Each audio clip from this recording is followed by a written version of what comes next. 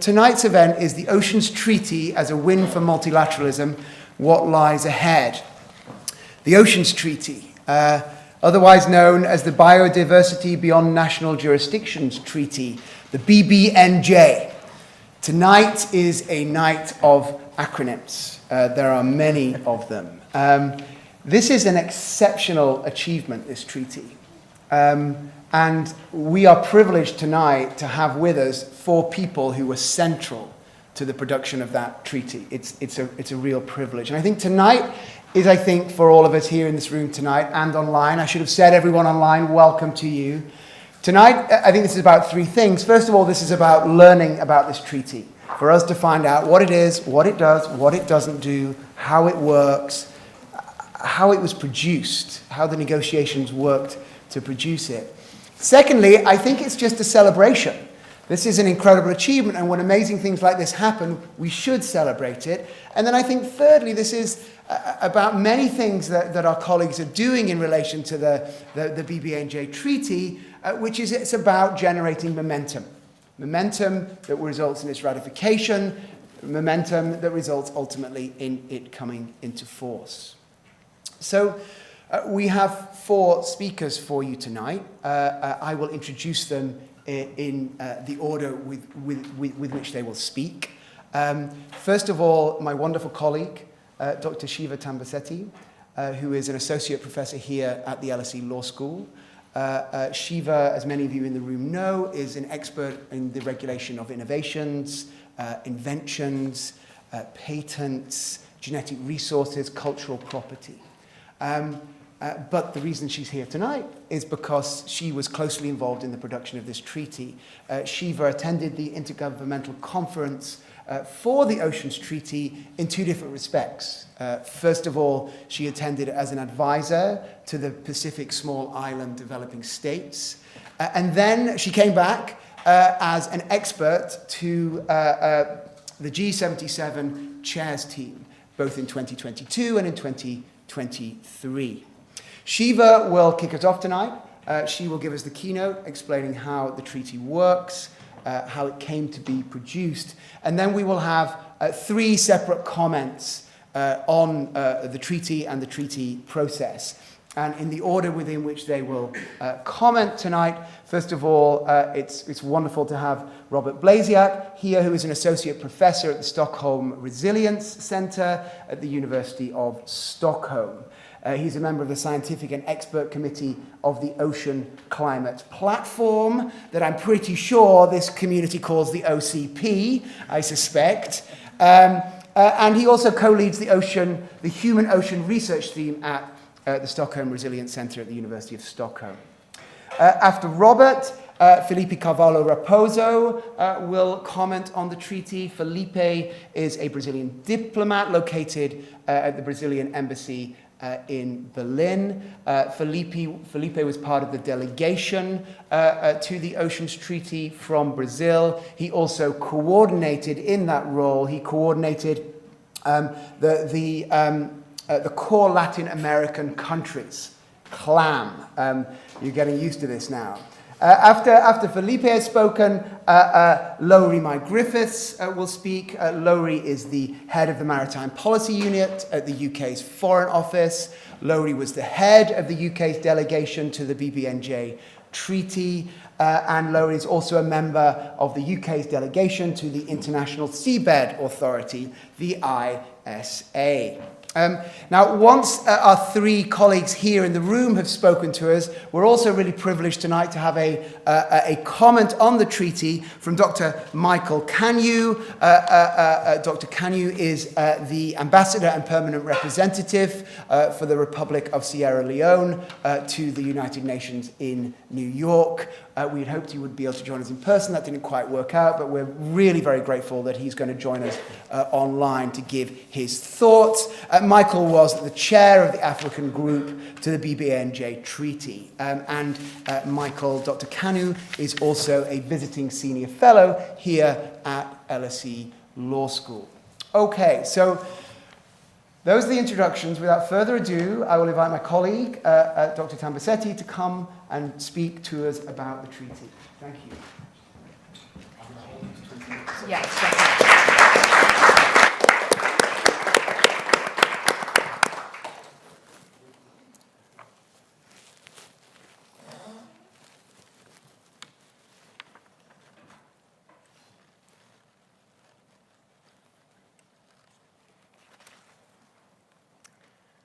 Thank you, David, for that introduction, and also really for having the vision to bring us together in this gathering and to celebrate the treaty.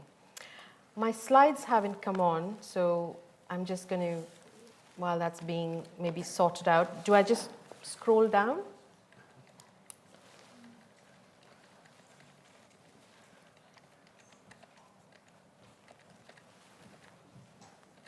No. Okay.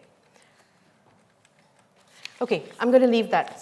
Sometimes these things are a blessing, so we'll move on. So I want to begin at the beginning with the primordial sea. For millennia, we've known that vast expanses of water can have a profound psychological impact on us. The sea, Jung wrote, is an appropriate symbol of the collective unconscious because it hides unsuspected depths under a reflecting surface.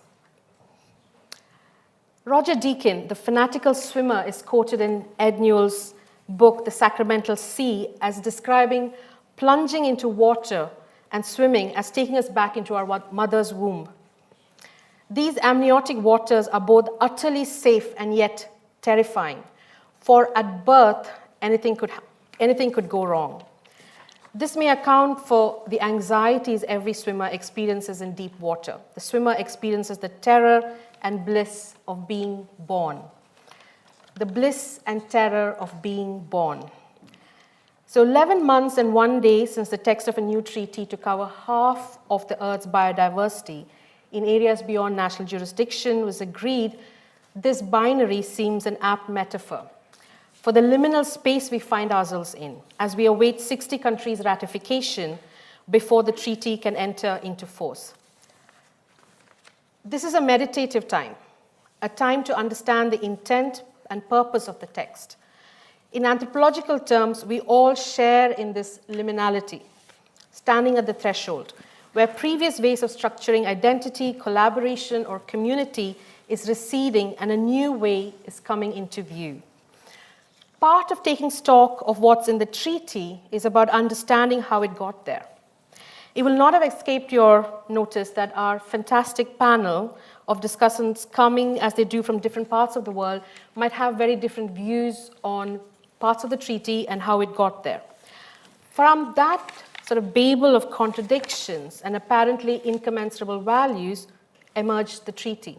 And I find that a breathtaking achievement, a testament to what the world can do if we put our heart and soul into an endeavor. That's the bliss. The terror is that we might lose the opportunity to build on the gains we have made if we do not remain attuned to the processes that lead up to the text. Contradictions and conflicting viewpoints and negotiations can bleed into the legitimacy of the treaty, but it's also the case that such conflicts can trigger legal creativity and imagination. So I'm going to give you 4 binaries that help draw out both the fractious nature of the negotiations and the resolution of those contested viewpoints, to show how the treaty brings legal creativity to old problems in the governance of biodiversity. But first, the basics. Some of you will know that there are 4 pillars to the treaty. Area-based management tools, including marine protected areas. The treaty also provides for environmental impact assessments for high seas activities. Number 3, capacity building and technology transfer. This is often seen as a rather uninteresting lateral issue and one that is relatively easy to fulfill, which I would suggest is because our ambitions are too low. Capacity building and technology transfer remain central in the treaty negotiations and is an important element of the quid pro quo of setting up governance over a global commons. Technology transfer is not a freebie in this setup. It's fundamental to mitigating persistent inequality and of sharing in the progress that can be made from these technologies. But several questions remain. Will valuable technologies also be shared? Will private parties be made to comply with these provisions? 4, marine genetic resources, my favorite part of the treaty and easily the most contentious, although the two are not connected. It was contentious because it is here that the commons aspect clashes with the extraction of value. It is also a part of the treaty where key elements were brought to the negotiating table by developing countries. Is it relevant to say so? Well, yes, for at least 2 reasons. First, just as important as the formal legitimacy of the treaty, so is perception of legitimacy. As such, perception invariably links up to efficacy of coordinated implementation. And second, usually developing countries in highly technical negotiations tend to focus on principles, the bigger picture, rather than get drawn into the technical weeds of the negotiations. This is largely a function, with all due respect, to 1, a lack of expertise or lived commercial or technical experience, and 2, an inability to agree internally because the large number of developing countries represent very different geopolitical interests. But the fact that the G77 and China group of 134 developing countries were able to pull together a coordinated position on one of the most technical issues of our times shows that it can be done. And that is cause for hope. But it also requires us to study the conditions of that success so it can be replicated.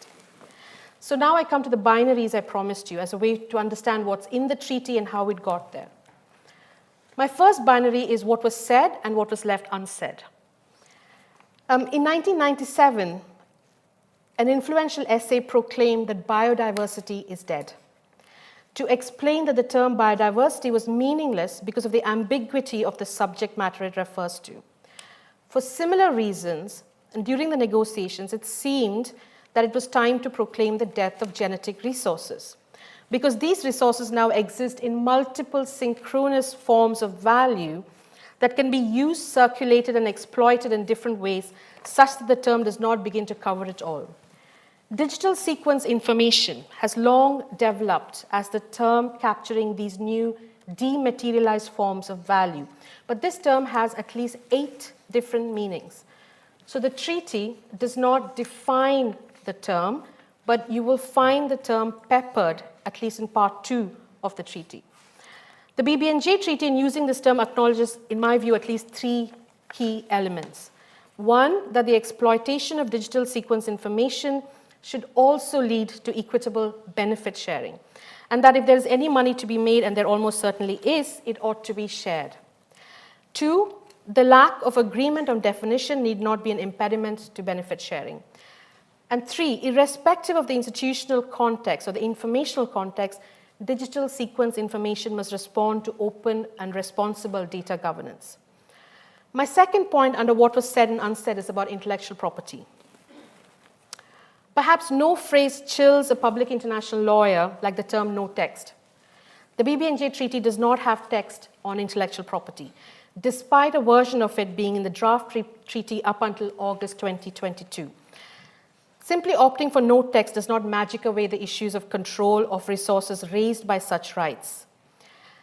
Here it's worth considering whether other elements in part 2, such as the identifier attached to genetic samples, which I'll come to in just a minute, the obligation to report on publications, products, and patents mitigates some of the damage of no text on intellectual property as far as the developing world is concerned. My second binary is the new and the old. And this is the difference between status quo positions that benefit those who already have the upper hand, and the new legal imagination needed to resolve things in a different way.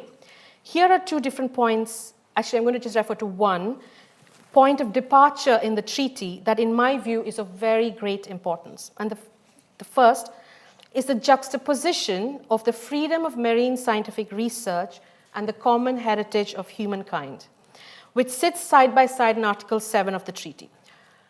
For a really long time, we have not been able to resolve politically and legally how a freedom of the high seas, including the freedom to exploit, can coexist with the commons. Is a scientist, in his enjoyment of the freedom, free to take, own, commercialize, even monopolize the resources? Is a private company? The commons usually does not mean an absence of ownership, but can facilitate a surfeit of different shades of ownership, including intellectual property. I argue in a recent paper that we must see freedom of marine scientific research as an activity that is tethered to a source, to a resource, genetic resources that can exist in many forms. If we regard the commons as only extending to biodiversity that is physically present in areas beyond national jurisdiction and infinitely replenishable, we miss all the ways in which intellectual property monopolies curtail technological prospects for future scientists. And this is why the commons element must extend to all forms in which the resource exists. A freedom without such a principled tethering of the commons resource would make it a free-for-all. Avoiding this is a strong normative basis for benefit-sharing obligations in the treaty. And this is also why we are best not to refer to this as the High Seas Treaty, because the use of frontier language that recalls adventure and prospecting also implies a diminishing of common heritage. The areas beyond national jurisdiction are not simply the next frontier of extraction, so the name matters. My third binary is that of an undivided ecology and the cutting machinery of the law. In a 2020 report on the ocean genome, which I co-authored with Robert for the high-level oceans panel, we defined the ocean genome as the ensemble of genetic material present in all marine biodiversity, including both the physical genes and the information that they code for. In contrast to this holistic definition, the law runs the ocean genome through a cutting machinery of cuts, hierarchies, and erasures. Biodiversity under sovereign authority comes under a different treaty. There are different ownership implications for physical samples and sequence information. There may be regional agreements and understandings that fragment the ocean genome as a resource even more. And then there is a different worldview on biodiversity that indigenous people and local communities bring. Here I'm grateful to my colleague Murray Petersman for drawing my attention to the following evocative point about using our legal imagination to protect animals. In EU law, in order to protect the wolf, which may stray across different countries' protected and non-protected territories, a concept of terrestriality rather than territoriality is developed, where the obligation to protect the wolf follows the wolf, not the territories. I believe we achieved something similarly remarkable in the BBNJ agreement. And this is the standardized uniform batch identifier. This is very unusual terminology for treaty language. And it provides a techno-fix for a long-standing problem in international biodiversity governance, that is, identifying where a genetic resource is from. If implemented well, it'll be a machine and human-readable identifier based on existing information systems that attaches itself to genetic resources, both samples and sequence information. Once established, it will have a cascading effect, a long tail back. It ought to, at least, making both monetary and non-monetary benefit sharing possible. Momentous as that is, its significance is greater than that. The batch identifier is a tool for governance, and when established should enable data analytics through which we can monitor and assess not just marine genetic usage, but also the achievement of treaty objectives like technology transfer and capacity building. Legally, the batch identifier does at least 4 different things. It removes the need for separate treatment of physical and sequence, physical samples and sequences. It makes possible the monitoring of open, responsible data governance. And when implemented well, it will help distinguish between resources that fall under the conventional biological diversity and the BBNJ regimes. And critically, it should make it possible for private companies to have certainty when using marine genetic resources from areas beyond national jurisdiction. So you could say the batch identifier in the treaty conquers the cutting machinery of the law. My final binary is the acoustics of the process. Who is heard and who is absent from the process? The BBNJ treaty requires decentralized coordination to encourage convergent implementation. We know that such compliance models often raise the possibility of non-traditional decision-making groups. Such non-traditional groups can include international scientists, or advocates for open governance of data, or legal scholars with strong normative views on biodiversity governance. The treaty process, I believe, consolidated the influence of non-traditional decision makers in this process, scientists, powerful NGOs, often working on conservation issues with a strong global north presence. Such groups led on interpretations and in turn were in a position to influence governments to bring about coordinated action internationally. I might even say we saw the growth of the scientist statesman, traveling and speaking about the demands of science, which is presented as neutral. Because who can possibly oppose the progress of science, right? In venues outside of negotiations where ideas were formed and tested, in my view, there were never enough experts speaking on behalf of developing country interests. And science is not entirely benign. What kind of science gets funded, who benefits, who participates, who does not? These are all decisions that at each stage is open to capture by elites. Elites who already benefit from the current political structure of marine scientific research. We might look across the room today and believe that the pandemic is behind us. But we learned important lessons during this time on how hard it is to transfer valuable science-based technologies, lessons that must endure. Here I want to acknowledge the efforts of mRNA scientists working on vaccine technology at Afrigen in South Africa to produce vaccines for the global south. They have stretched the limits of what can be done under international intellectual property laws to create a hub and spoke mode of dissemination of technology with 15 developing countries, which looks like it's on the path to being truly transformative. It's a testament to the epistemic and therefore political power that groups of scientists hold in highly technical transnational contexts.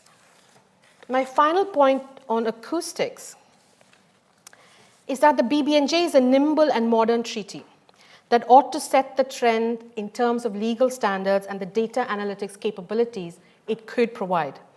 We must advocate for how this well-formed treaty contributes to other fora, like the Convention on Biological Diversity. The Convention on Biological Diversity must not be allowed to relitigate issues when we don't need to, and where it would be a disservice to the goodwill and legal creativity of the BBNJ treaty makers. To conclude, I started at the beginning with the bliss of the birth of a new treaty and the terror of unfulfilled promise. I believe we can all take a shared responsibility here. You can play a part by staying interested and keeping an eye on what your government is doing. If you're a scientist in the global north, you can push for meaningful capacity building and fair technology transfer, as many are already doing. We can continue interdisciplinary conversations across geographies as we begin to set up treaty bodies. And we're going to need to better understand unconventional accounting mechanisms for the valuation of biodiversity. And all of this, of course, is pointing to the indispensability of universities like the LSE and its experts. My colleague Gary Simpson says in his book, The Sentimental Life of International Law, that international law has been killed off 1,000 times. It has been disinterred and critiqued to an inch of its life.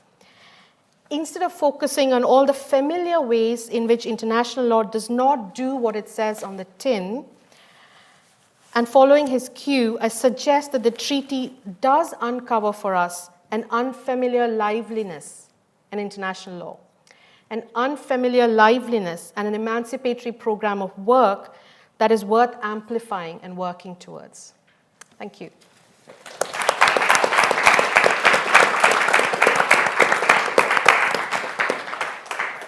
Thank you, Siva. That was wonderful. Robert, can I invite you to give your comments? Thank you.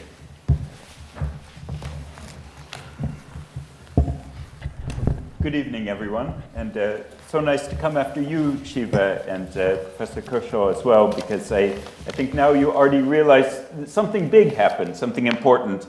I'm going to show you some pictures that try to drive that through. If I get the clicker, there we go. Why it matters. It really matters. I believe it does. I'm going to try to convince you too. I have 3 points today. The first is why it's so important that the international community is still working on ocean governance. Why does it matter so much now? And first of all, I'll show you a map. So what Siva has been talking about today is that dark blue part. It's about 47% of the Earth's surface, about 2/3 of the ocean. And on average, it's about 4 kilometers deep. This treaty closes governance gaps for all of that, about half the world. So it's front page news. And it's the place where we want to see, well, people see frontiers. Shiva was, I think, kind of waving her finger at me a little bit, maybe, but it is seen as a frontier. The ocean economy, a place of growth, a place of aspirations where all of these countries around the world can be involved. And in its kind of best, most aspirational form, it creates a blue economy, which is described as an economy based on the sustainable use of ocean resources to promote economic growth, social inclusion, and the preservation or improvement of livelihoods. A perfect world, all the best stuff. Right now, the blue economy is estimated to be valued around 1.5 trillion US dollars. It's projected to double by the end of this decade. And where is it happening? Well, it's happening everywhere, all at once. What's the other word in that?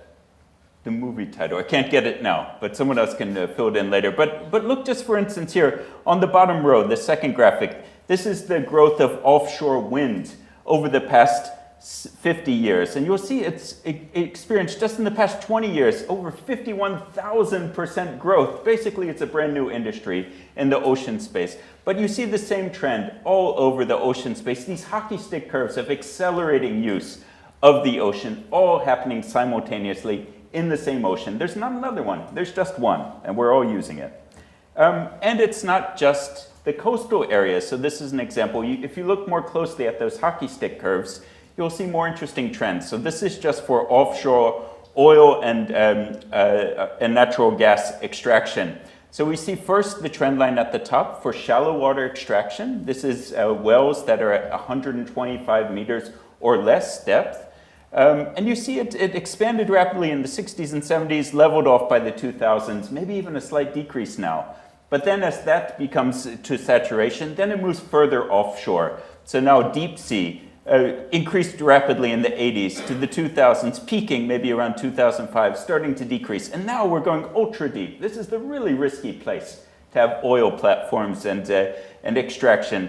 And this is now increasing as well. So the ocean, it's a big place way out there, but it's increasingly within reach for lots of industries.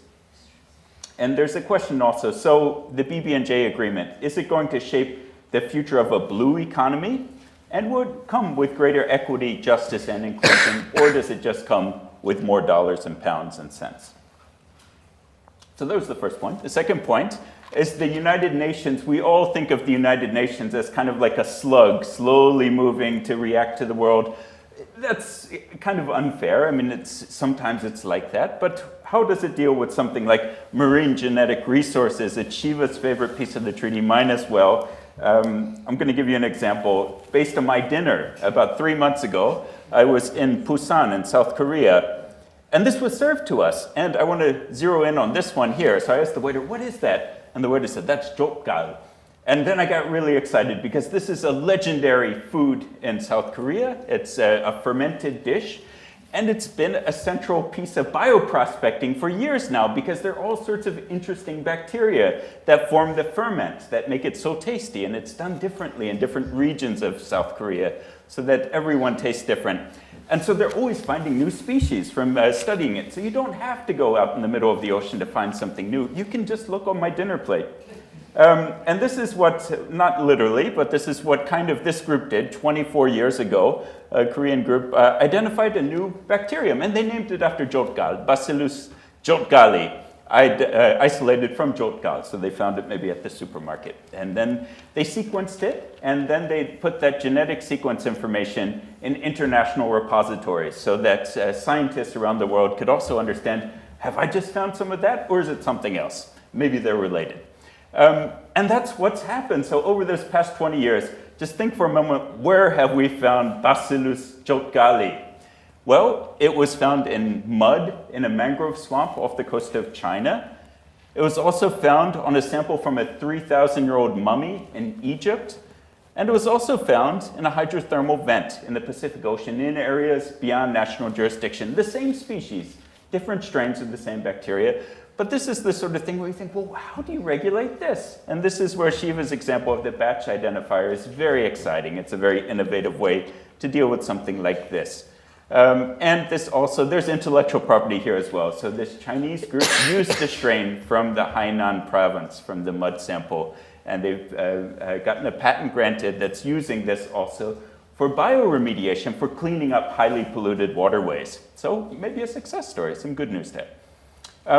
But in the big picture, what is the opposite of the UN? This is the opposite of the UN. Let me tell you what these two panels are. So on the left, we have the cost per raw megabase of DNA for sequencing. So around 2001, it cost about $6,000 to sequence a megabase of DNA.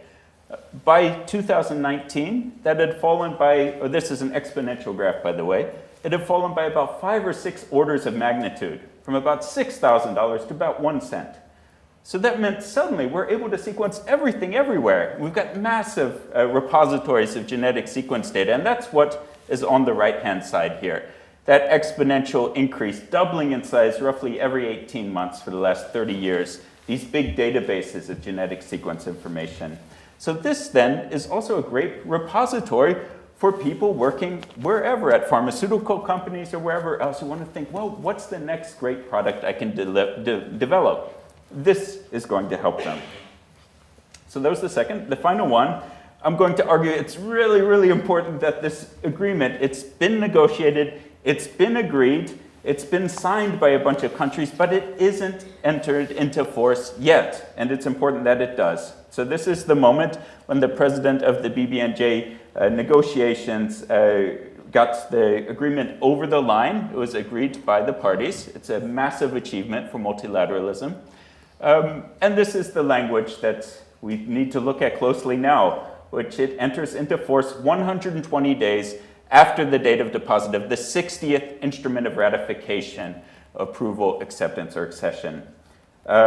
So some people are saying they hope it'll enter into force by 2025. I'm among those. I hope so as well. I'm very skeptical of that. To date, 86 countries have signed the agreement. That's not legally binding, but it's a statement of intent. One country has ratified, that's Palau. A second country, Chile, has also voted to ratify. They haven't formally ratified yet. So soon too. But what can we learn if we look at other recent multilateral environmental agreements? Every single one of these is different. So this next slide, full disclosure, people say, well, are you comparing apples and oranges? This next slide is comparing apples and oranges and bananas and strawberries and 32 other fruits, but they're all fruits, so I think there's some value in it. These are multilateral environmental agreements from the past 50 years.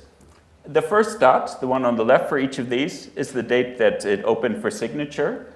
The one on the right is the date when it entered into force. And each of these is different. But generally, this says something about the length of time it takes, the lag between signing and entry into force. The average time across all of these was about 1,600 days, and the average time for ocean-related ones, so ones that are primarily focused on the ocean, was substantially longer. I don't know quite why that is. I'd love to pick brains of legal scholars on this, but that was closer to 3,000 days. That would be a disaster if that's the outcome here, because the status quo, so if you use those same averages, that would mean the BBNJ agreement would enter into force in 2028, or maybe even in the next decade, in 2031, if it follows the path of other ocean-related ones. And some of the mechanisms of the BBNJ agreement, as Siva was saying, there's no text on some of them. Some things are still TBD. One of the things, and I'll just make it really specific now, it's my final example, the international community is committed to protecting 30% of the ocean by 2030. And this is basically impossible without the BBNJ agreement coming into force, because only 36% of the ocean is within national jurisdiction, so you'd have to basically protect all of it if you want to meet that target without the BBNJ agreement. With it, you have a better chance. But after entry into force, this could be a longer list, but these are procedural steps that would have to happen after it enters into force for an MPA, a marine protected area, to enter into force. So there'd be a convening of the Conference of the Parties within 1 year, so that could be another year added on. You have to agree how to set up a scientific and technical body. You'd have to agree on selection of those members. Someone would have to submit a proposal for the MBA. It would have to be reviewed by that body. Some time-bound consultation period would have to be set up with states and relevant bodies. It'd have to be revised, a new recommendation set, ... And finally, at the end, if everyone agrees, then it would become binding another 120 days later. So if we want to meet this target by 2030, then basically if states have signed up for that, then they've signed up for the BBNJ treaty as well. So they need to get on track with ratifying as soon as possible. So I'll leave it at that. Thank you. Thank you.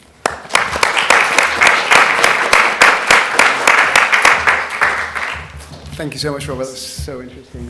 Philippe, can I invite you to give your comments?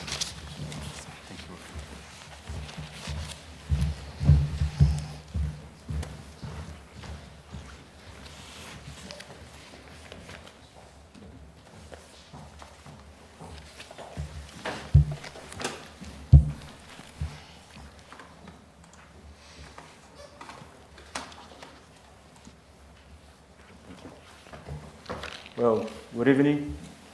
I came to present a few contributions from the perspective of the Brazilian Ministry of Foreign Affairs. First, I'd like to talk a little bit about the process of negotiating this agreement in New York, in the United Nations. Then I'll talk a little bit about what has been achieved by the states. And finally, what are the perspectives thinking about the future. When we talk about the procedures, the process for negotiating this agreement, we can try to understand the process under 4 different levels, which would be first the national level, when states, they establish their national positions to be supported in the UN. Then we have the regional level, then we have the cross-regional level, then we have the global or the multilateral level. The first level, the national, is probably one of the most difficult, and it comes before the negotiating itself in the UN. Country states, they have different and complex interests within themselves. We have countries, of course, with many environmental concerns about the marine biodiversity, about the oceans, about waters under national jurisdiction, about waters beyond national jurisdictions. But also we have industries, like the pharmaceutical industry, like the chemical industry. We have fishing industry, which is very important in Brazil and in many other countries with a large maritime coast. We have states that have oil companies, which is also the case of Brazil and many others. We have mining companies. We have scientific and research institutions that, of course, they can do a lot of studies with marine genetic resources, but also with mineral resources that are in the continental shelf, under the sea. We have national security concerns. Of course, the Navy of the states, they have a lot of concerns that how could an international agreement represent some kind of damage to that state. So there are different concerns, different interests that need to be taken into account when a state establishes a national position to be taken to the UN. And that's just the first national level. Once we have a national position, a national idea of what we want to be settled in that agreement, then we start to talk with our partners. In the case of Brazil, we talk with Latin American countries first. We talk to Argentina, we talk to Uruguay. We go to the whole Latin America, Mexico, and try to establish what would be a regional position. And of course, that takes a lot of time, that takes a lot of conversation, a lot of meetings, both online meetings, but also personal meetings. And states, even if they are neighboring countries, most likely they will have different interests as well. So it's very difficult to have a common position, a common ground in all of the aspects of the agreement. But then we're able to have a regional position in the case of CLAM, which is the core Latin American countries. Other regional groups, of course, they do the same. The Caribbean countries have their own group. The African group, the African states, they have their regional position, coordinating positions. European Union, of course, it's a nice example as well. We have the Pacific islands, developing islands in the Pacific, just to mention a few groups. Then we go to the third level, which would be the cross-regional coordination. Once we have these regional positions about what should be the agreement, then we start to put the groups together in the same room in order to negotiate a common language. So we have Latin American countries speaking with Caribbean countries, speaking with African countries, speaking with European countries, speaking with Asian, Pacific countries, and then we try to get some common ground. Things are getting complex, and it's getting difficult to find a common language because each stage, as I mentioned, has their own different and conflicting interests between themselves. But then we need to take that to the UN, to the multilateral level, which would be the fourth and last level, which would be the text of the agreement, the consensus, the common language that will be defined as the final text of the agreement itself. It is important to mention that during the negotiations of the BBNJ Treaty, it was a very inclusive process. We had many NGOs participating in the meetings, providing technical and useful information for the delegates. We had many researchers, we have even companies participating with technical information as well. We had universities participating directly or indirectly. We had advisors. Each of the national delegations or the regional groups had their own advisors in order to provide some useful and technical information as well. And what was achieved? We had the BBNJ agreement. It is a legal framework. It's not in force yet, but it provides the mechanism, the legal provision so that protected areas can be established in the high seas. We have the legal framework so that capacity building can provide more knowledge for developing states. We have the legal framework so that the transfer of marine technology can be actually provided in order to enable developing states to make their own scientific research in the high seas. We have a legal framework for the research of marine genetic resources, and many provisions talking about scientific cooperation between developed and developing states, which is very nice in the paper. It was, of course, a major achievement. Some people say that it was the major international agreement adopted since the Paris Agreement on climate change a decade ago, but it is only the legal framework so far. It is important, it is a very important diplomatic achievement, but now it needs to be, first, it needs to enter into force. As Professor Robert mentioned, we need at least 60 ratifications. So far we have only one. In the next probably few days or few weeks, we'll have 2 ratifications, but that will take a while. After those 60 ratifications, and we expect even more, because the more multilateral, the more global participation, of course, this agreement will be more effective.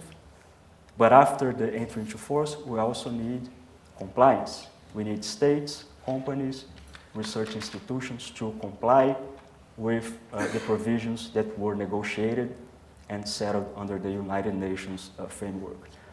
We also need, and that is very important, financing. There is nothing that can be done in terms of marine protected areas or in terms of capacity building, scientific cooperation, transfer of technology. All of those provisions of the agreement, they need money, they need financial resources to be more effective, to be implemented.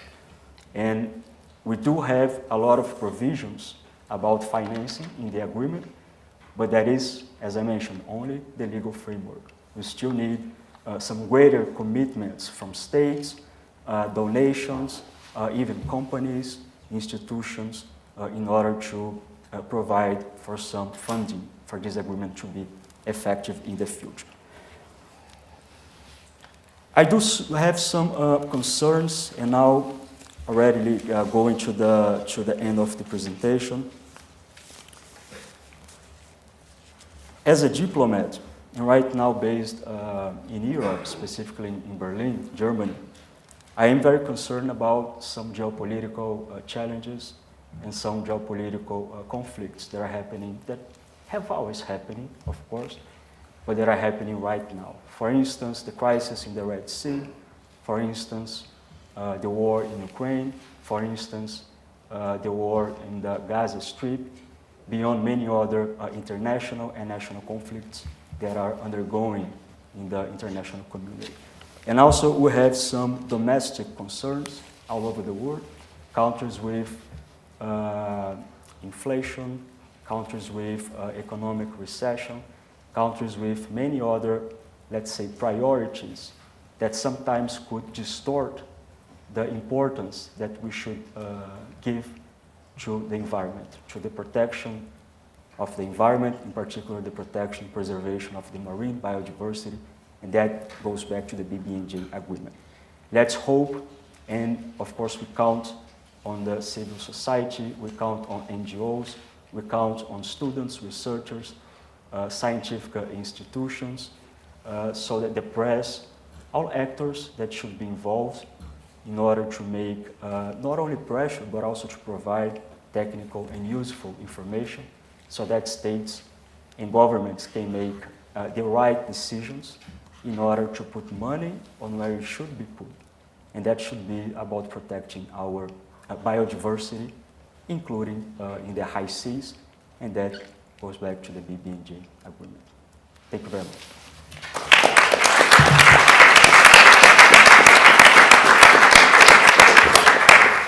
Thank you so much, Philippe. It's just listening to you there, and the complex, generating something so complex, something so detailed with so many different interests and groups. It's just quite astonishing, quite amazing. So thank you. Lowri, can I invite you to give your comments? Thank you.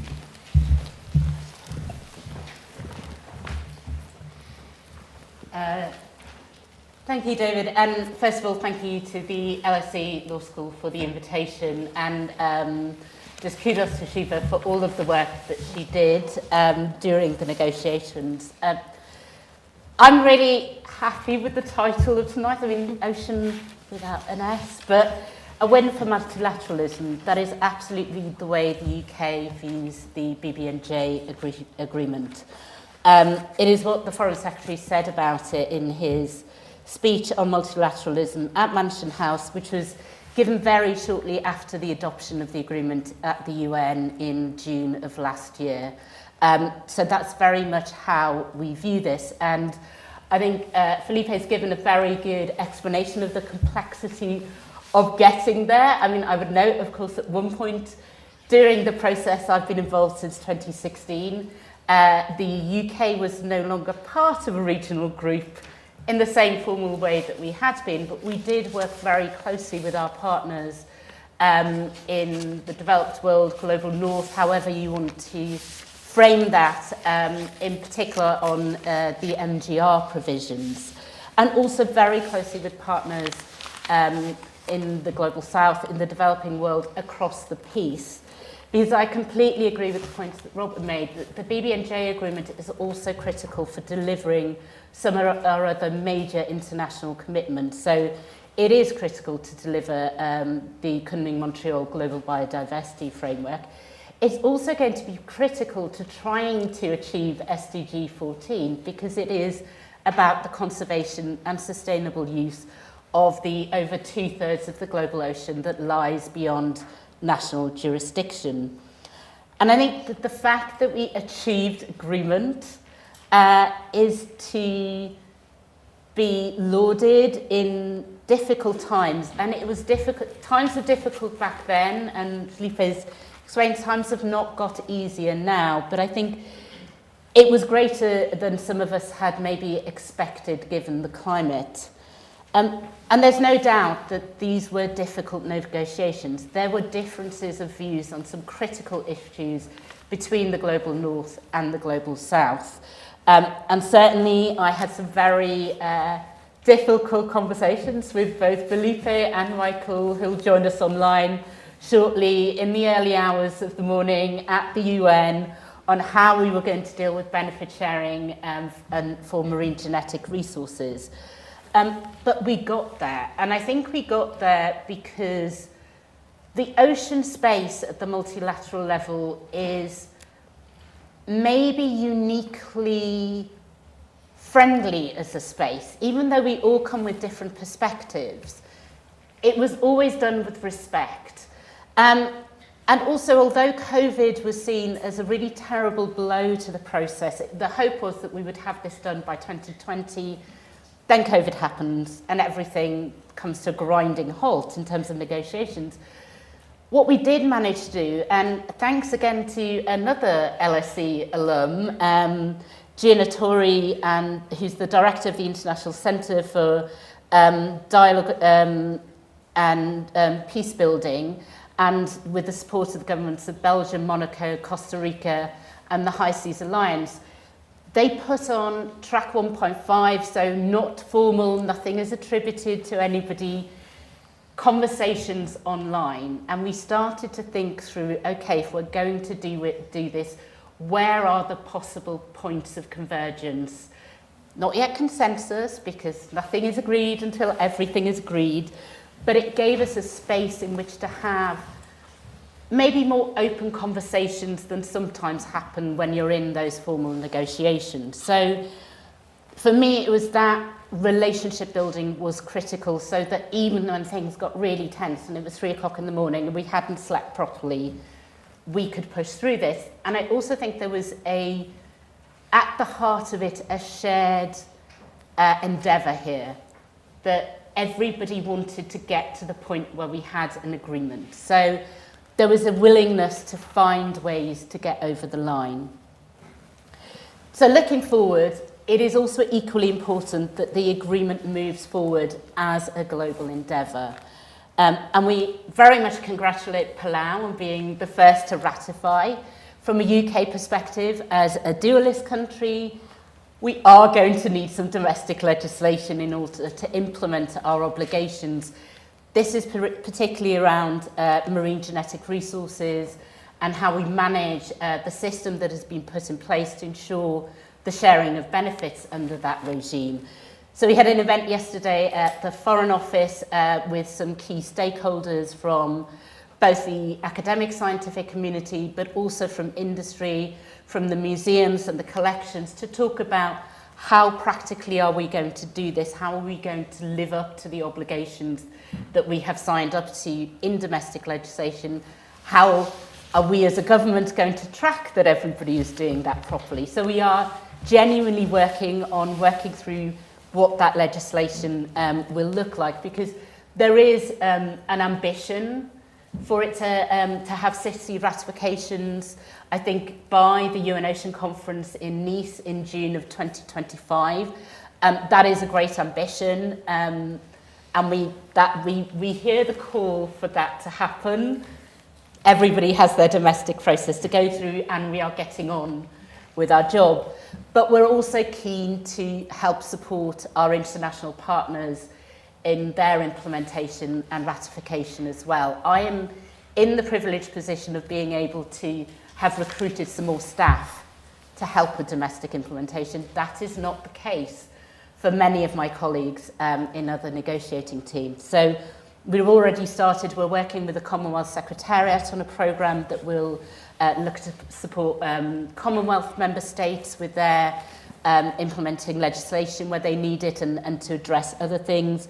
We are reaching out to other partner organisations to understand where the UK might be able to help, because I think the other important thing, and it is embedded in the capacity building chapter of the BBNJ agreement, is this is about meeting identified needs as well. It is not about a country like the UK just coming along saying, you will get this money to do the thing I want you to do. It's about us understanding what the needs are and then how we can best help deliver and meet those needs. We're also very committed to engaging positively in the preparatory process at the UN level that we really hope will get going soon, because I think Robert highlighted some of the many things that the first conference of the party will need to decide, and we need a preparatory process to start to work through how those things are going to work, because what we don't want to do is get to that first conference of the party and then start working on all the things that it needs to decide. There needs to be a plan in place so it can get on with the actual meat of the work that it needs to deliver. We're also very conscious of the implications of the BBNJ agreement for other ongoing international negotiations. And first of all, despite the climate and the Philippe has outlined, the point is we managed to do it.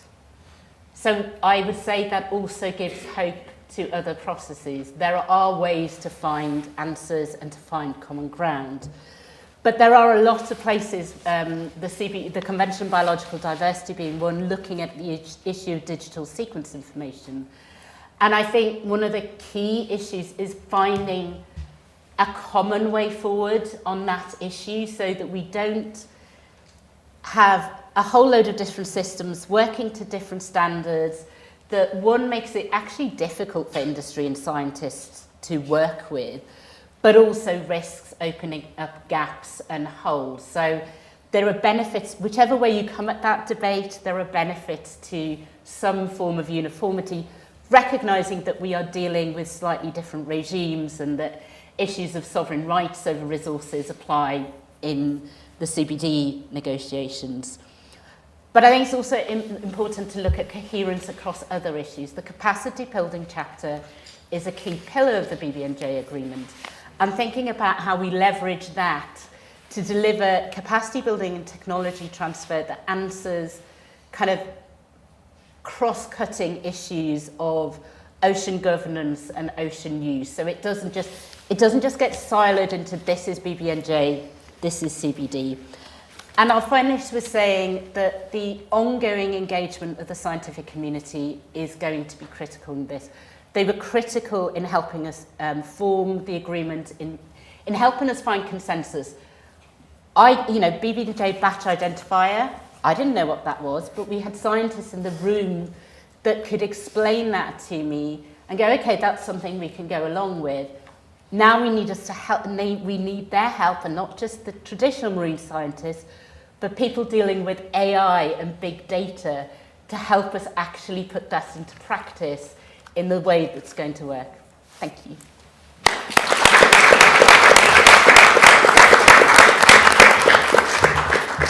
Thank you so much, Lowri. When you were speaking, I think there's a degree of cynicism about multilateralism, right? We often hear our students propose solutions to global problems through multilateralism, and academics are often quite cynical, but there's real multilateral capital in this, that you did it, you achieved it.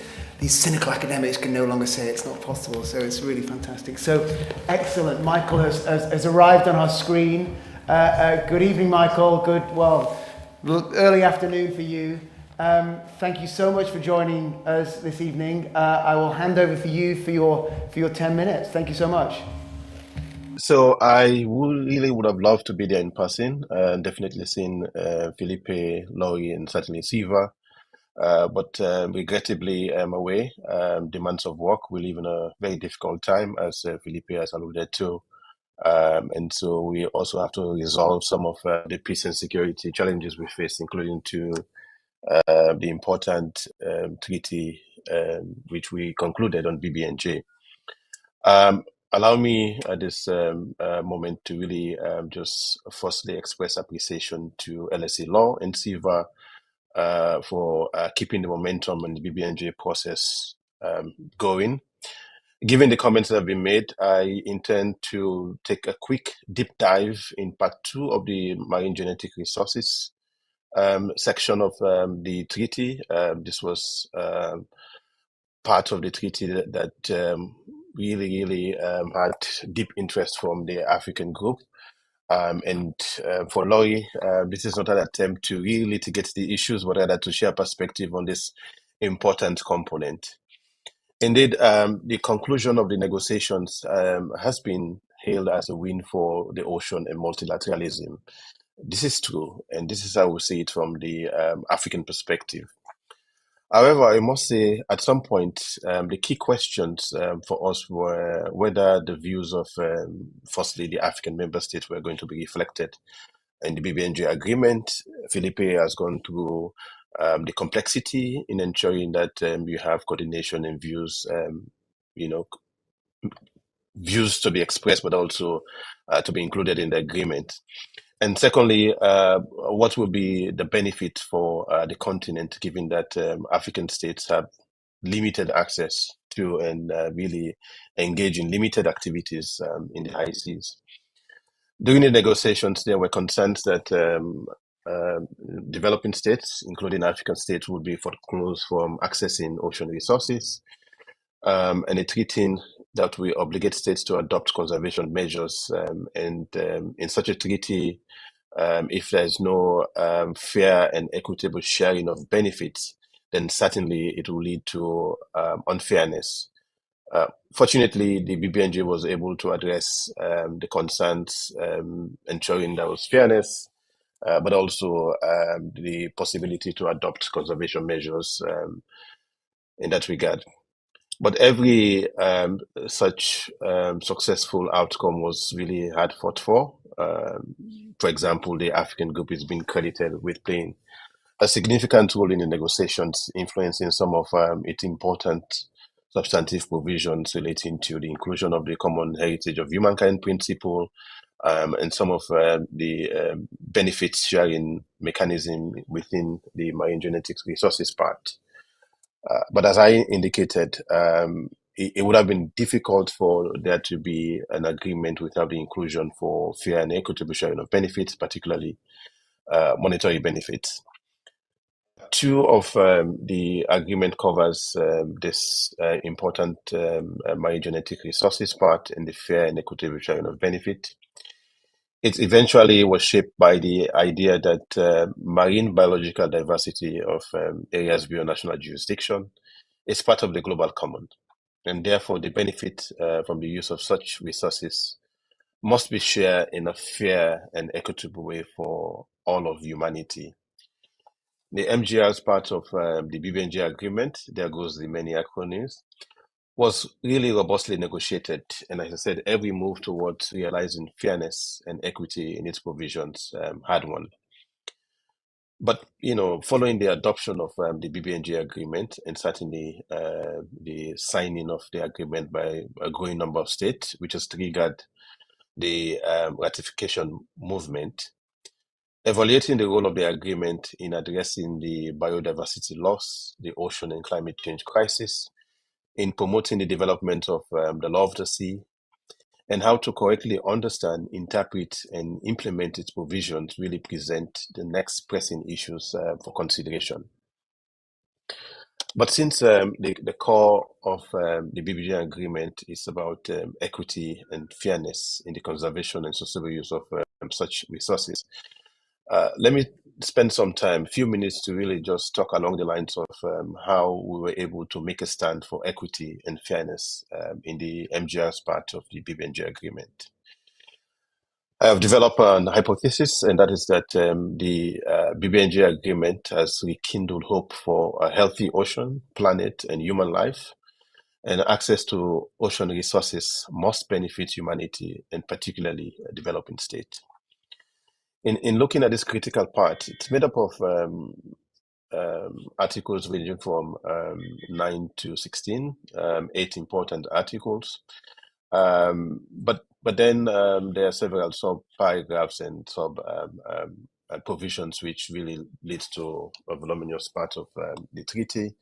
And there's nexus to the other parts of the treaty, but I just want to reference Article 1, the use of time, which is important in the definition, the general objectives in Article 2, and exceptions in relation to carve-out significant to ensure that you have a robust Part 2 in Article, and then 7 dealing with general principles and approach, and 52 on funding.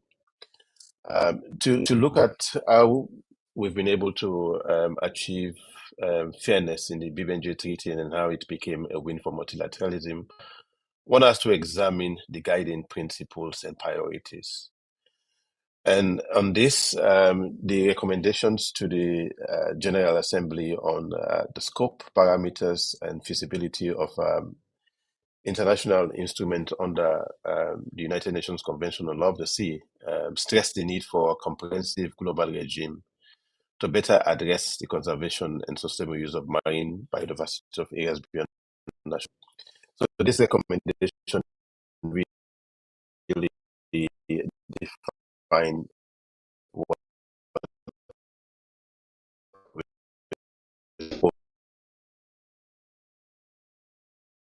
to do in the negotiation.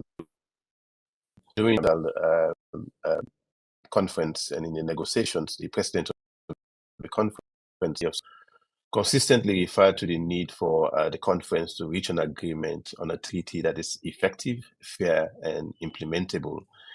This is important for the next steps. If this were not achievable, certainly it would be very difficult to get countries to sign up. During the negotiations, the African group agreed with her and also noted it was important to also conclude a treaty, not only that is effective, but it must be future-proofed, and this will aid the implementation. And the underlying aspect is that the BBNJ agreement should be able to achieve its core objectives, so those two core objectives. We're also able to emphasize the need towards working on ensuring that the agreement was fair, equitable, and certainly universal. And as I've said, it is a fact that have limited access to the high seas, and with even very limited direct activities relating to marine genetic resources. So when you put this in another way, and we've argued that Africa contributed to this by the extent which we so thus the importance of a global and holistic framework for adopting conservation measures and ensuring equity in the sustainable use of ocean resources was underscored. This is the fairness, the fairness principle, which really was a key factor in the negotiations and consideration of the African group. In the negotiations, the African group identified a set of overarching priorities, and these priorities included the importance of preserving and ensuring equitable distribution of the benefits of the exploitation of the area's bionational jurisdiction, while ensuring its sustainability. The group also insisted that the common heritage of humankind principle is and should form the basis of the governance of the geographical scope of the treaty, which is area's bionational jurisdiction. The group therefore expressed its belief that fair and equitable of benefit actually achieve an imperative. But it will be interesting to know how Part 2 itself was shaped, and having heard from my colleagues and negotiator on how national imperatives and priorities then transform into imperatives and priorities of groups, and you're looking at various groups and states with different levels of development. By the time we went to the last session, the concluding session of the BBNJ, we had about two options that were on the table dealing with marine genetic resources. But generally, on the models and the imperatives that shape Part 2 of the BBNJ agreement, it should be noted that substantively, there was a recognition of the need to address, in a coherent and comparative manner, biodiversity loss and degradation of ocean ecosystem. Concretely, the thrust of the negotiations, in addition to conservation, was about fairness, equity, and access to marine genetic resources and digital sequence information. You may know this, there's a small number of states that do have access and capability to undertake activities in the high sea. This includes research, bioprospecting, but also in terms of fishing, overfishing, and sometimes you can even refer to illegal, unreported, and unregulated fishing. And so to address all of this, we had to develop a model that will ensure that the main priorities and of having an effective and robust MGR's part was met, including the sharing of benefits, monetary benefit and non-monetary benefits. In terms of monetary benefits, we are looking at how we were able to track and trace to ensure where there's commercialization, then there is traceability, and that's where we ended up with the batch identifier, which I'm sure we'll have time to answer questions on. There was also an important pathway for an agreement to be reached, and the first is to ensure that the marine genetic resources part was able to follow the development of the 15th Conference of Parties on the Convention on biological diversity.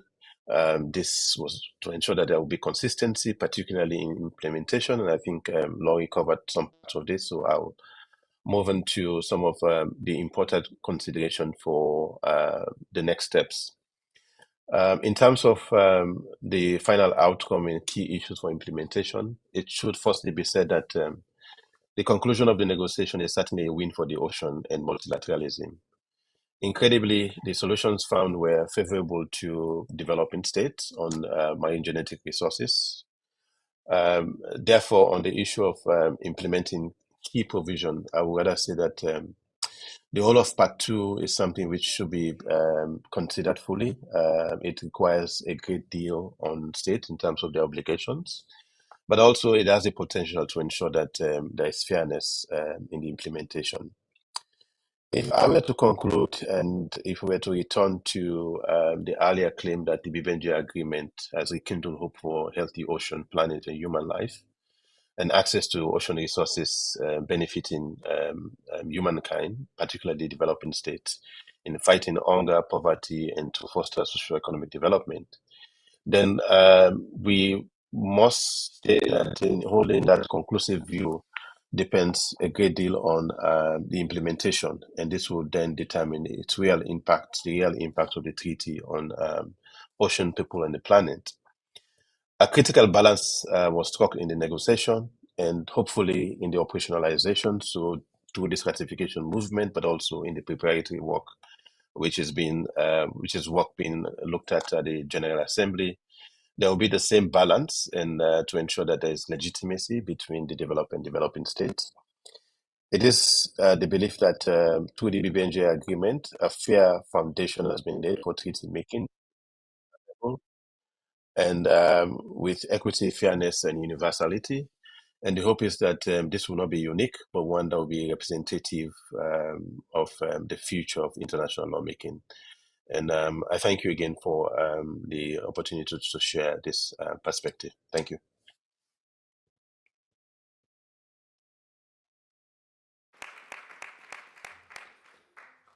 Thank you so much, Michael, and thank you so much for finding the time when I had an extremely busy time for you. I don't know, I hope you can stay for questions if you have a little bit more time. We'll be taking, we'll have a short round-robin conversation here at the front, and then we'll open up the conversation to the audience. So you've all talked about, in different ways, the probability of the treaty being ratified. So I've got a couple of connected questions on that, and then we'll open it up to the audience. So Robert, I think in particular, was perhaps more skeptical than the rest of you about the probability of the treaty being ratified. I just, first of all, I wonder what's the strategy here? How do we make this happen? And there must be some big wins. There must be some big countries that sign up to this. Who are they?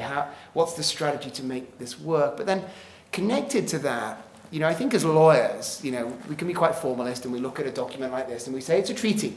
And it has a clause that says you need 60 countries to ratify it before it comes into force.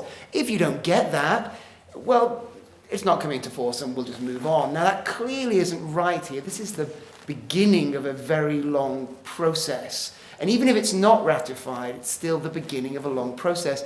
So how does that long process look like? What's the next 5, 10, 15 years out from perhaps the non-ratification of the treaty? You don't all have to answer those questions, but maybe you see who wants to jump in first. Go, Robert. I think it's kind of, you started with the skepticism, so. Yeah. I'm a skeptical optimist, or an optimistic skeptic, maybe. I'm not quite sure what combination, but first of all, I'm in awe of the work that Philippe and Lowri and others are doing, Michael, on forming this consensus. It's such a thing to celebrate, and the notion that it will take years, maybe longer than we are hoping. It's not raising this to get people depressed. It's raising it to say, well, let's celebrate Palau. There's leadership. And Palau, for instance, also is co-chair of the high-level panel for the sustainable ocean economy. Wonderful that they're stepping up as leaders. Where are those other states that have identified as leaders, have set themselves up and said, we are leaders for the world on ocean issues? Where are they? they should be close behind. And it's a nudge. Of course, I'm not a government. I don't have a country behind me, and I don't have to figure out how to get this past all the ministries and all the lawyers that stand between today and the ratification. But as a scientist, sometimes you get that chance also to just give a gentle nudge with a little bit of extra pepper in it, just to say, please, get going with this. Build on the win. Don't let it ferment. Let's go. And I'm interested in that strategy about the win. So we have one country, possibly another one. Yeah. But what's the... Well, everyone must be thinking about this. What's the pathway? Sorry, Lowri, please. did you want to No, jump in? I think it comes back to a point that Michael made about not losing sight of what got us the agreement, and that point around fairness and equity, and ensuring that that continues throughout implementation and ratification, that if countries feel that is somehow ebbing away, then reasonably, why would they ratify? They fought hard for certain things, and that has to be seen to be reflected in how we put this into effect. I mean, I will say from a UK perspective, the agreement has, obviously we have an election coming up at some point, but the agreement has cross-party support. So we would, hopefully that will not be the thing that slows us down, and we will do the work as quickly as we can, but it is about also doing it right, so we reflect the intent of those discussions in those rooms, what people were expecting come out of it. And then I think it is about working together as the community that agreed this to figure out, okay, what are the first steps that we want the Conference of the Parties to take, and doing that together. So again, ensuring that everybody who was so important in getting the agreement over the line has a seat at the table to figure out, okay, if we're talking about area-based management tools, what would be the priority areas? What are the interests involved in those? How are we going to support participation in that process? And so the discussion we were having yesterday, it was on MGRs, marine genetic resources, and specifically the non-monetary benefit sharing, and people were talking about, it's not just saying, oh, this is the thing I offer, it's the building the environment in which those benefits are to be shared, and this is the time where we have the opportunity to start building that environment. Shiva, did you want to come in? Yeah, I could do. I think maybe as lawyers we perhaps fetishize the law a bit too much. So I would like to think that there are groups of people who could still not wait for the treaty to be ratified, but already implement those protocols and those practices that we know are going to come in, that are going to be implemented. So, what's stopping you now from, looking at how your high seas activities are impacting on the environment, for instance, or what's stopping big universities from training PhD students to say, oh, you're going on a high seas cruise to collect marine genetic resources, here are some of the things that you should already be thinking about. So I think there is a treaty, there is a ratification, but as a symbol of the will of the global community, I think we can start now. Right, just let's get on with it. Yeah. Thank you. Philippe, then I want to bring Michael back in again, and we'll open it up to the room. Philippe. I have just two elements to add. First, we need to respect internal procedures in countries, of course. Especially in developing states, we have a lot of need for human resources. We have a lot of bureaucratical procedures that need to be respected, and this could take, of course, 1, 2, 3, 5 years, depending on the state. That's very natural. That will happen, but it might take a while. And second is that people are getting aware of the agreement. It's still very unknown by most of the people. So as long as we have more events, spread the content of the agreement, spread the importance of the agreement entering into force, then scientific community, researchers, even companies and states will be more interested, parliaments will be more interested in terms of approving the text. And then we have soon 10 states having ratified it, and then we have 20, and then we have 50 I think it could create some momentum in the next few years. But we need to have a little bit of patience. Patience. Thank you, Philippe. Michael, I just wanted to bring you back in. Hopefully you could hear everything that was said. Yes, I did, and then perhaps I'll just add. Yes, perhaps I'll just add some of the actual examples of the strategies that are being adopted. I'll give the example of ECOWAS. We've been able to hold an ECOWAS workshop on ratification. This is to ensure that we keep the momentum, and really there's enthusiasm to do this because of this realization that this was a win for everyone, and also the realization that we're dealing with one of the three planetary crises. Because the BBNJ is also linked to the CBD, the Convention on Biological Diversity process, we see interlinkages there and a lot of knowledge already around the subject.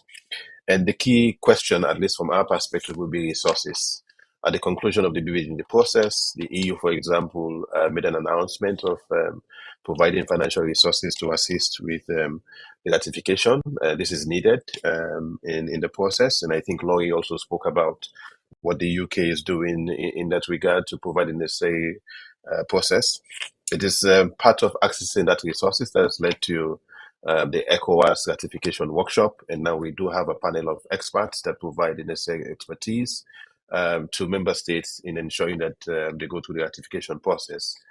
DOALOS, that's the Division of Ocean Affairs and Law of the Sea at the United Nations, is also developing model ratification instruments to assist states in doing this. And what LSE Law has done and what you're doing is to ensure that we keep the momentum, and I think this will be a critical part. Whether we meet the NIS ambition or not, I think there will be a lot of work and movement towards ratification. Thank you. And I love that, Siva, though, right? We can see this in formalistic terms, or we can see this as a set of ideas to produce a set of goals, and there are different pathways to doing that, and we should use that. So I love that. Now, let's open it up to the audience. I need a microphone, please. I need 2 microphones. Hands up, please, if you have a question. We'll take one from the audience first, and then Luke is in control of the chat, so we'll take a couple of questions from online as well. My colleague, Vila Hevart, the microphone is yours when it comes to you. Hold on.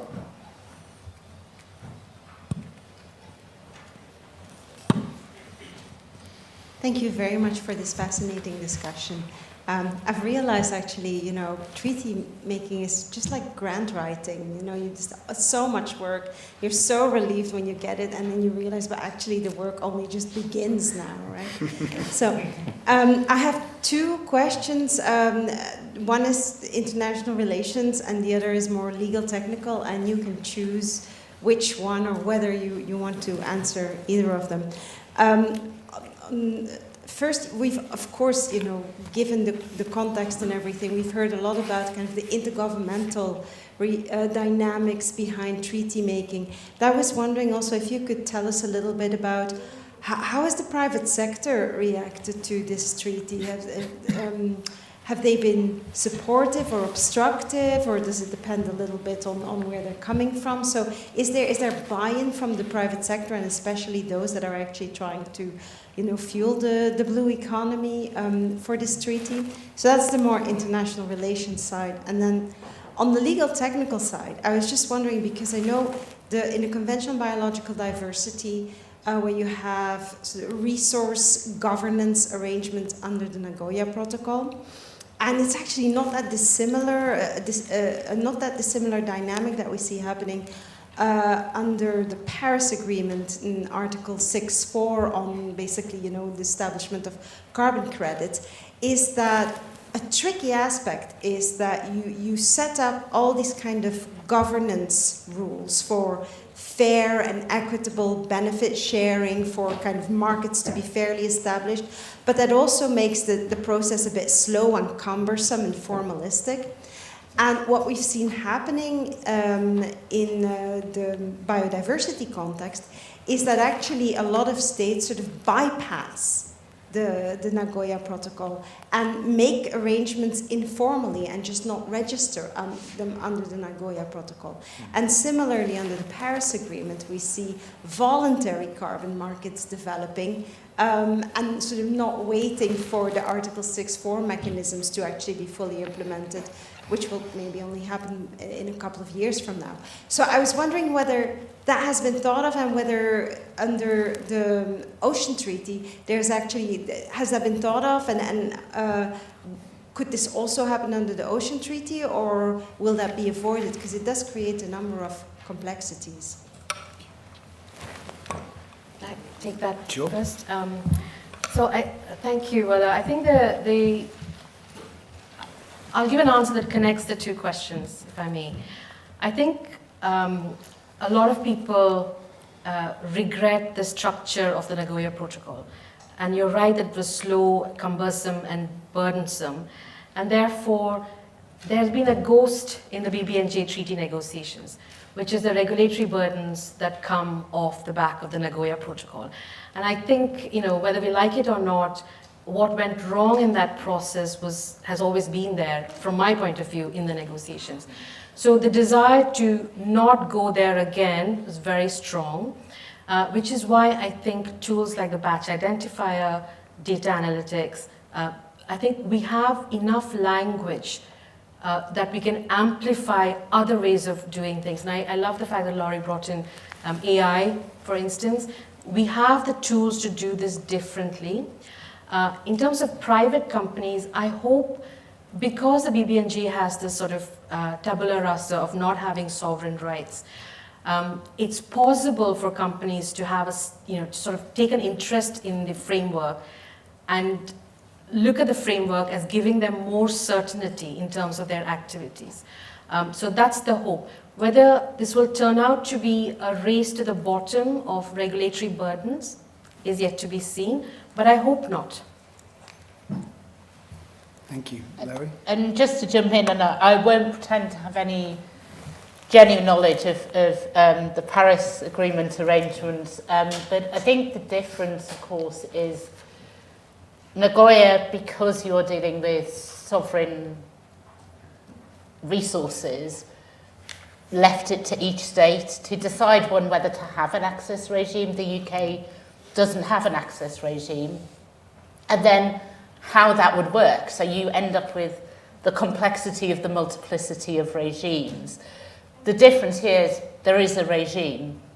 There is one regime, and it should, if done properly, apply uniformly or across every party to the agreement. So I think that's a key difference, is that this is the regime for areas beyond national jurisdiction for the marine genetic resources. I think in terms of the private sector, as I said, we were talking to them yesterday. As ever, the key issue is certainly as we implement it is clarity. No private sector company is going to tell you they love more regulation. But at the end of the day, is it clear? Do they know what they're doing? Do they know what they're getting into?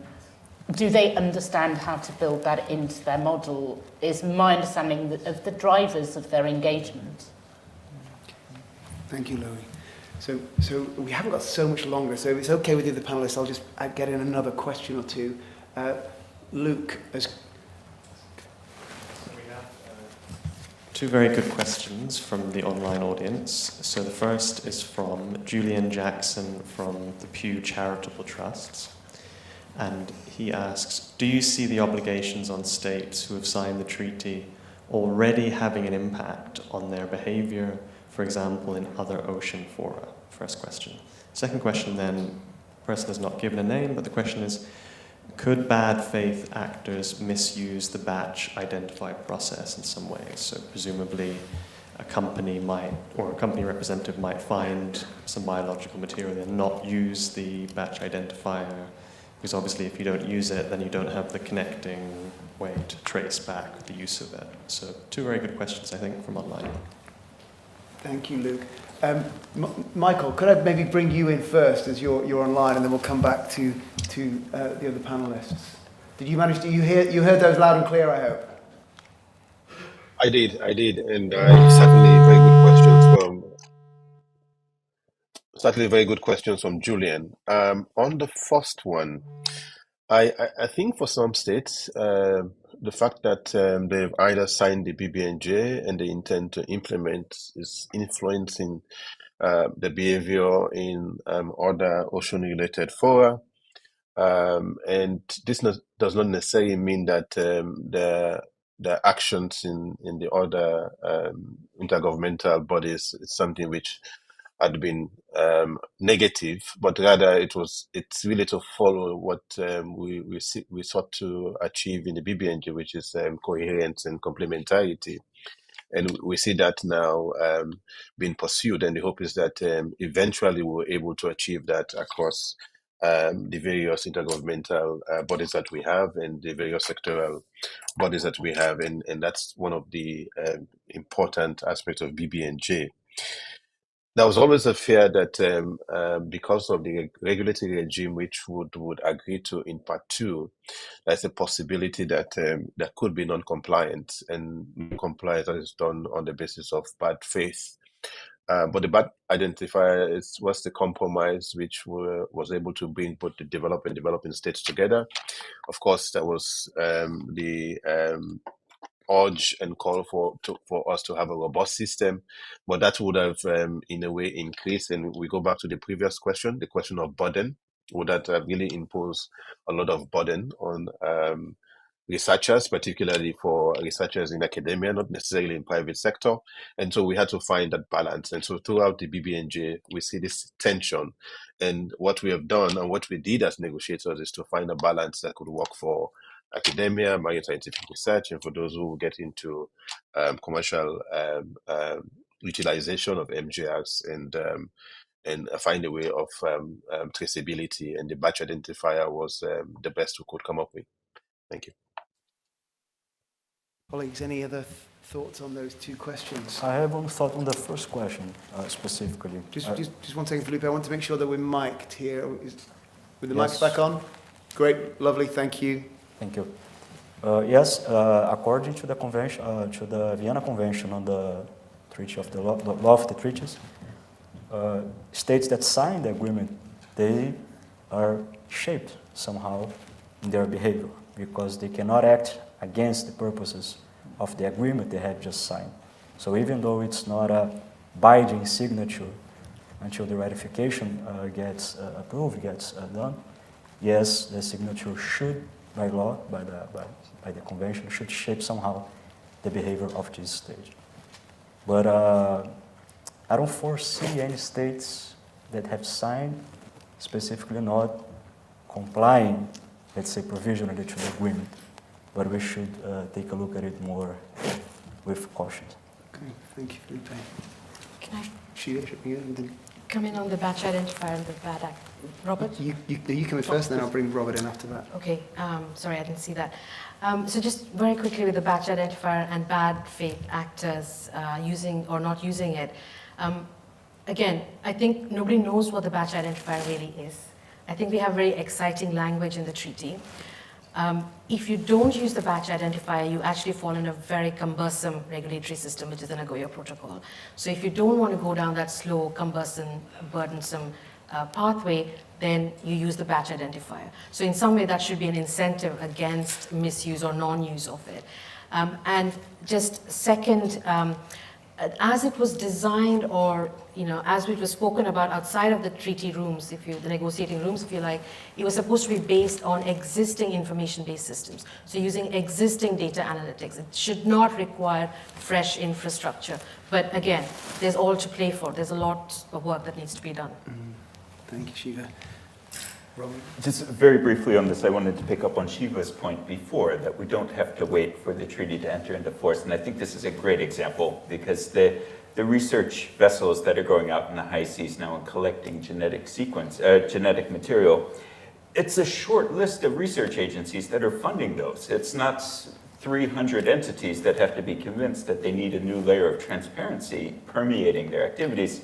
It's a handful.